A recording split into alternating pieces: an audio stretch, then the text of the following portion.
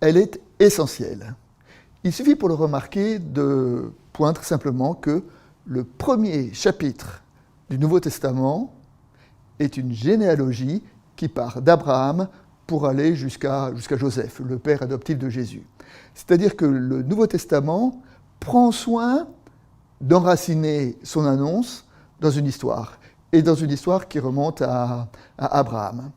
Et derrière cette ouverture, il y a l'idée d'un Dieu qui se révèle dans et par l'histoire. Pour nous le montrer, peut-être on peut revenir à un texte fondateur. Lorsque Dieu appelle Moïse pour lui demander d'être le libérateur de son peuple, Moïse lui dit « Bon, d'accord, tu me demandes d'aller trouver Pharaon, d'aller trouver mes frères hébreux, de leur demander de sortir d'Égypte, mais s'ils me demandent ton nom, que leur dirai-je? Au nom de qui suis-je envoyé ?» Et là, Dieu répond par la fameuse paronomase « Je suis qui je suis » ou « Je serai qui je serai », ce qui est une non-réponse.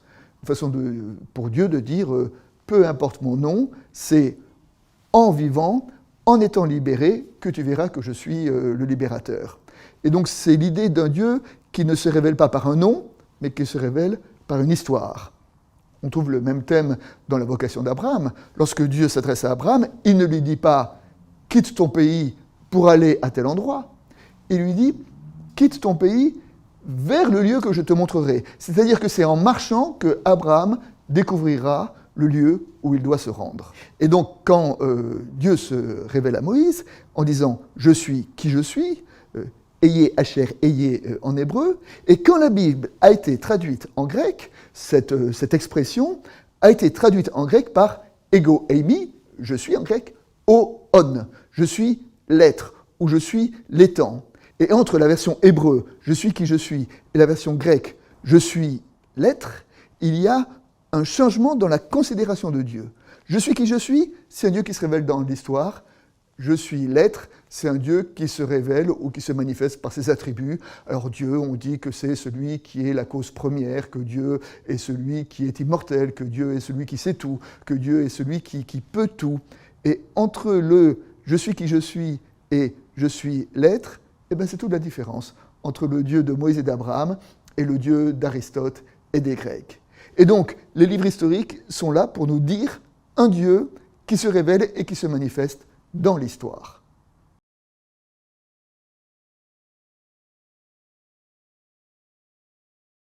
Pour commencer, il faut noter que l'histoire n'est pas une science rigoureuse, ce qu'on appelle une science humaine, c'est-à-dire une science qui est sujette à l'interprétation. Peut-être pour dire les choses de façon toute simple, si vous me demandez de vous raconter ma journée d'hier, si je devais vous raconter tout ce qui s'est passé hier, il me faudrait 24 heures. Alors évidemment, je ne vais pas vous dire tout ce qui s'est passé, mais je vais vous dire les choses qui ont été importantes pour moi. Et puis, selon mon interlocuteur, mon discours sera un peu différent. Si je m'adresse à un collègue théologien, je lui ferai part de mes lectures, de mes découvertes bibliques. Si je m'adresse à un fan de football, je lui parlerai de la façon dont j'ai vécu le match que j'ai regardé à la télévision. Si je m'adresse enfin à ma vieille mère, je lui parlerai de mes enfants et de comment va la famille. C'est-à-dire que, évidemment, toute histoire est orientée, et l'histoire biblique l'est aussi. Pour donner un exemple qui est particulièrement éloquent, il y a une grande bataille dans l'Antiquité dont on ne parle pas dans la Bible, mais qui a été menée par un roi, le roi Akab, qui était un roi d'Israël, qui, en 853, a mené à tête une grande coalition et a été vainqueur sur les armées assyriennes de Salamassar III. Cette victoire, qui a été une grande victoire, le livre des rois n'en parle pas. En revanche, le livre des rois consacre un chapitre entier sur une histoire qui est presque anecdotique, qui est l'histoire du roi qui voulait agrandir son territoire et qui pour cela voulait acheter une vigne, et parce que le propriétaire de la vigne ne voulait pas lui vendre, il décide de se débrouiller pour faire accuser et pour faire tuer le propriétaire de la vigne. C'est-à-dire que pour l'historien, l'auteur du livre des rois, le fait que la justice s'applique aussi au roi est plus important qu'une des plus grandes batailles de l'Antiquité.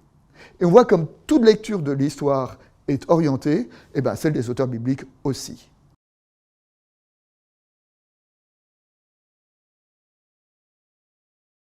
Alors, le premier livre historique, c'est le livre de Josué, donc qui se situe après le Pentateuque, après l'Exode, et qui raconte l'installation en terre promise.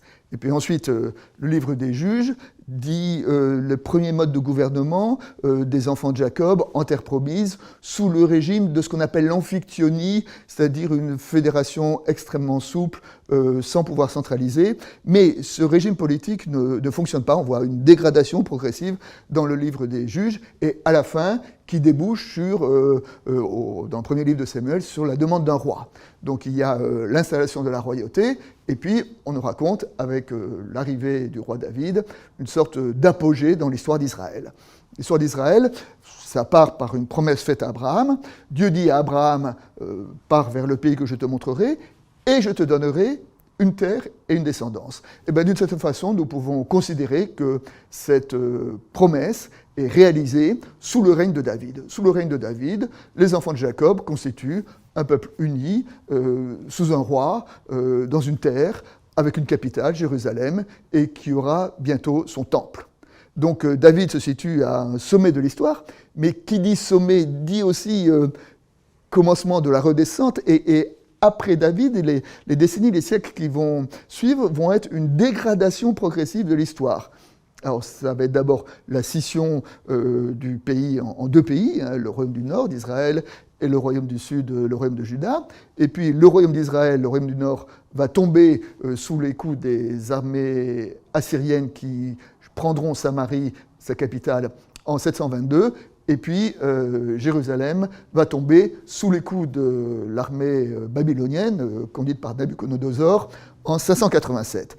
Et donc en 587, des enfants d'Abraham, des fils de Jacob, il ne reste plus que quelques peuples qui sont envoyés en exil à Babylone. Et là, ça correspond à un point bas de l'histoire.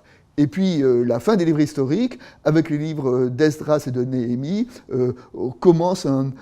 évoque un début de réinstallation et toutes les difficultés de la réinstallation en terre promise. Donc on voit que cette grande fresque historique se situe par un mouvement avec à la fois une apogée de l'histoire et à la fois aussi toutes les tragédies de l'époque qui a conduit au siège de Jérusalem et à la destruction du temple.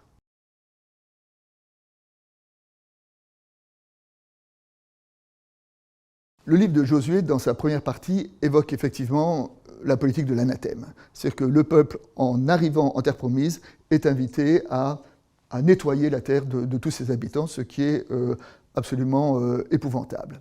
Le problème, c'est que dans ce récit, et d'ailleurs, à la fin du chapitre 12, on nous dit que, voilà, que le peuple est libéré de tous ses habitants et que le peuple peut s'y installer.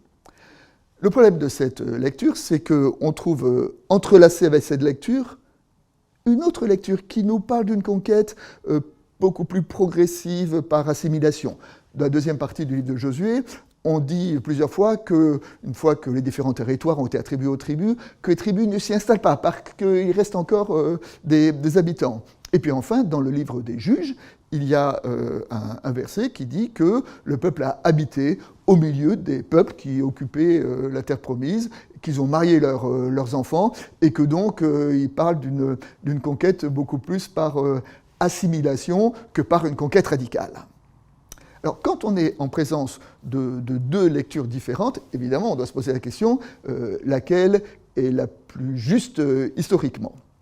Et là, il y a un critère de lecture qu'on appelle la lectio difficilior, qui consiste à dire que l'hypothèse la plus probable est celle qui est la plus difficile à entendre pour un peuple. En effet, on voit très bien comment est-ce que des scribes auraient corrigé l'histoire dans un sens pour l'adoucir, alors qu'on ne voit pas comment elle l'aurait corrigée pour la rendre plus difficile. Et de ce point de vue-là, évidemment, il était beaucoup plus glorieux de considérer que la conquête a été une épopée dans laquelle le peuple a conquis totalement une terre, plutôt qu'une histoire d'assimilation progressive. Et donc nous pouvons considérer que, historiquement, l'hypothèse la plus probable est celle d'une assimilation progressive, mais alors, pourquoi le texte a-t-il été relu dans le sens d'une conquête radicale ? Eh bien, pour répondre à cette question, il faut comprendre que les récits historiques ont été rédigés au moment de l'exil, c'est-à-dire au moment où le peuple n'avait plus de terre, était dans un pays étranger et avait des vraies questions sur son identité. Et dans cet état de pauvreté dans lequel était le peuple, eh ben, il s'est reconstruit une origine glorieuse. Et à ce moment-là, on peut considérer que le thème de l'anathème, de la conquête radicale, qui est un thème qui est insupportable si elle venait d'un peuple dominant pour essayer d'écraser les autres, prend une autre coloration quand elle vient d'un peuple dominé dont il ne reste plus rien. Et on voit que ce récit-là est donc une revendication d'identité, une revendication de son importance le jour où le peuple est menacé de disparition et de déliquescence.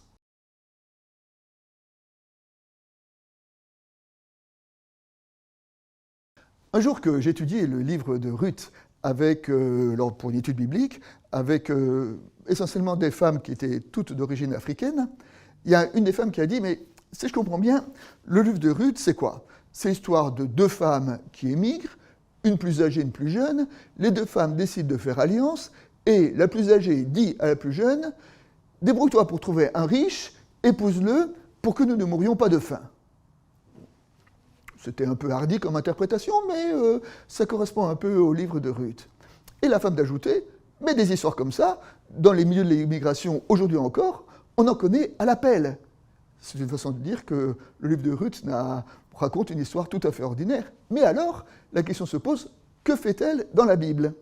Eh bien, que fait-elle dans la Bible? Pour répondre à cette question, nous devons arriver à la toute fin du livre de Ruth, lorsque nous apprenons que l'enfant que Ruth a eu avec Boz était le grand-père de David. Or, dans le livre du Deutéronome, il y a un verset qui dit « Jamais Moab, le Moabite, Ruth était Moabite, jamais Moab n'entrera dans le peuple de Dieu. En effet, Moab a refusé de laisser passer le peuple quand Moïse lui demandait pour intégrer la terre promise. Donc jamais Moab n'entrera. Donc d'un côté, jamais Moab n'entrera, d'un autre côté, David avait une arrière-grand-mère qui était moabite. Et d'une certaine manière, le livre de Ruth est là pour nous exposer cette tension. D'un côté, il y a la loi, et puis d'un autre côté, il y a la vie. Et la vie qu'on trouve des Moabites qui ont su faire preuve de fidélité, qui ont su faire preuve de compassion pour une femme qui venait de Bethléem. Et c'est grâce à cela qu'elle est rentrée dans la généalogie du Messie. Et Ruth a été honorée dans le Premier Testament, puisqu'elle fait partie des rares femmes qui sont citées dans la généalogie de Jésus, dans le premier chapitre de l'Évangile de Matthieu.